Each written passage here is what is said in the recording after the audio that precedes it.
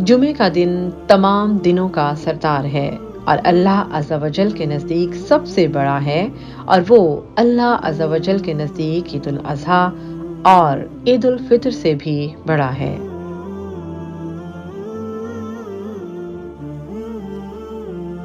इस दिन में 5 खसलतें हैं। नंबर 1, अल्लाह ताला ने इस दिन हजरत आदम अलैहिस्सलाम को पैदा किया। नंबर 2, इसी दिन उनको जमीन पर उतारा, इसी दिन उनको वफात दी। नंबर 3, इसी दिन क़यामत कायम होगी। ये जुमा माह रमज़ान मुबारक का आखिरी जुमा है। इस जुमातुल मुबारक को जुमातुल विदा कहा जाता है। जुमे का दिन वैसे भी फजीलत और बरकत का दिन है। इस दिन को तमाम दिनों पर फ़ौक़ियत और फजीलत हासिल है, और इस दिन को मुसलमानों के लिए ईद कहा गया है। इस दिन में एक ऐसी साथ है जिसमें हर मुसलमान की दुआ अल्लाह ताला कबूल फरमाते हैं। इस दिन अमल का सवाब ज्यादा हो जाता है।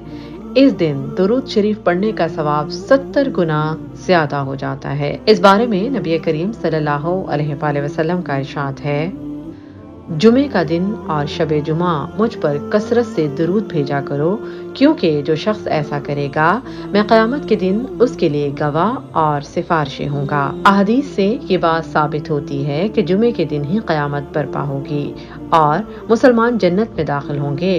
तो इसी दिन अल्लाह ताला उन तमाम मुसलमानों को अपनी ज़ियारत से मुशर्रफ फरमाएंगे। ये तो थी आम हालात ने जुमे की फजीलत और अजमत, मगर जब यही जुमे का दिन माह रमजान में पड़े तो इसकी अजमत को 4 चांद लग जाते हैं और इसकी अहमियत और फजीलत में इजाफा हो जाता है। अगर अव्वल अशरे में ये दिन पड़े तो अपनी साबका फजीलतों के साथ इसी दिन रहमतों की बारिश में इजाफा हो जाता है, और अगर यही दिन रमजान मुबारक के दूसरे अशरे में पड़े, इसकी अपनी फजीलतों के साथ इस माह मुबारक में अल्लाह ताला की मग़फ़िरत और माफ़ी के दरवाजे खुल जाते हैं। और अगर यही जुमातुल मुबारक का दिन रमजान के आखिरी अशरे में पड़े तो इसकी अहमियत और भी बढ़ जाती है। इसकी एक वजह यह है कि माह मुबारक अपने ख़त्म को पहुंच रहा होता है और इस माह मुबारक में अब ऐसा कोई दूसरा मुबारक दिन ना आएगा।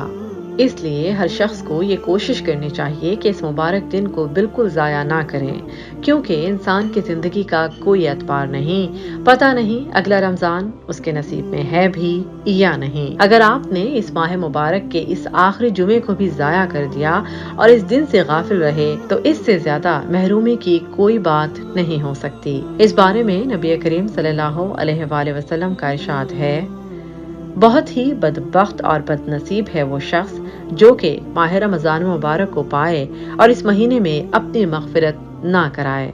अब अगर एक शख्स ने पूरे महीने में और इस महीने का हक अदा ना किया तो अब भी थोड़ा सा वक्त है। ये माह रमज़ान का आखिरी जुमा हर आकिल शख्स को झंझोड़ने के लिए काफी है।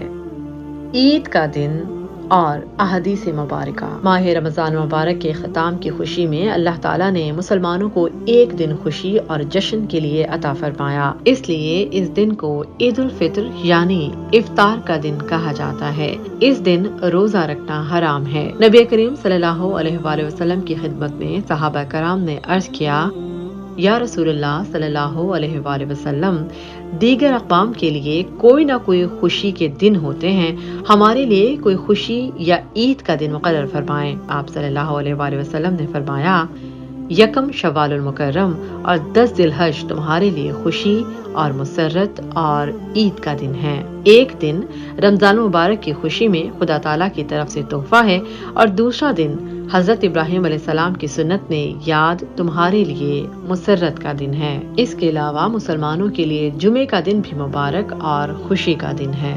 हजरत अनस रज़ियल्लाहु ताला अन्हु कहते हैं कि रसूल अकरम सल्लल्लाहु अलैहि वसल्लम ईद उल फितर के रोज दिन चढ़ने देते थे, यहाँ तक कि चंद खजूरें खा लेते, यानी नमाज ईद से पहले। एक दूसरी रिवायत में है कि आप सल्लल्लाहु अलैहि वसल्लम ताक खजूरें खाते थे।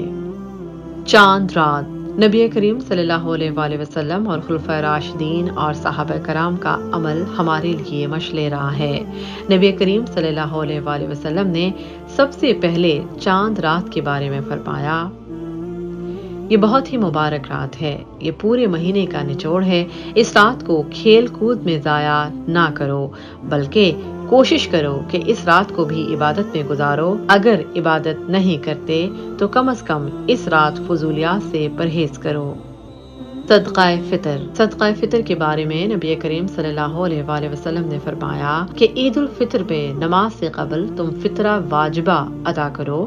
اس میں ایک تو تمہارے روزوں میں جو کوتاہی ہو گئی ہو اس کا ازالہ ہو جائے گا، اور تمہارے مسلمان بھائی بھی تمہاری عید کی خوشیوں میں شریک ہو سکیں گے۔ آپ صلی اللہ علیہ وآلہ وسلم نے اس بات کی بھی تعلیم دی۔ آپ صلی اللہ علیہ وسلم نے فرمایا عید خوشی کا دن ہوتا ہے، اور ہر خوشی کے موقع پر ہر انسان چاہتا ہے کہ اچھا لباس زیب تن کرے۔ آپ صلی اللہ علیہ وآلہ وسلم نے اس بات کی بھی تعلیم دی۔ آپ صلی اللہ علیہ وآلہ وسلم نے فرمایا نماز عید میں جانے سے قبل کوئی میٹھی چیز کھا لیا کرو، کیونکہ یہ تمہارے لیے افطار کا دن ہے۔ پھر اس کے بعد آپ صلی اللہ علیہ وآلہ وسلم نے فرمایا تم عید کے دن نہا دھو کر اپنے سب سے بہترین کپڑے پہن لو، کیونکہ یہ تمہارے لیے مسرت اور خوشی کا دن ہے۔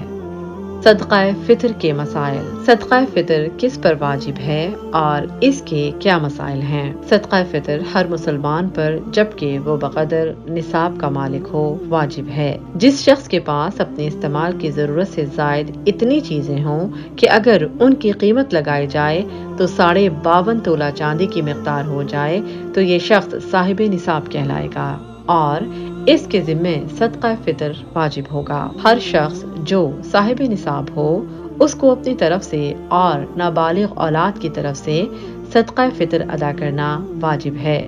اگر نابالغوں کا اپنا مال ہو تو اس میں سے ادا کیا جائے۔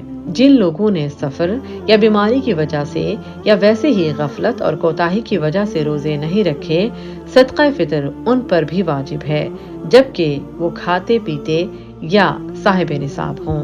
جو بچہ عید کی رات صبح ہونے سے پہلے پیدا ہوا ہو اس کا صدقہ فطر لازم ہے، اور اگر صبح صادق کے بعد پیدا ہوا تو لازم نہیں۔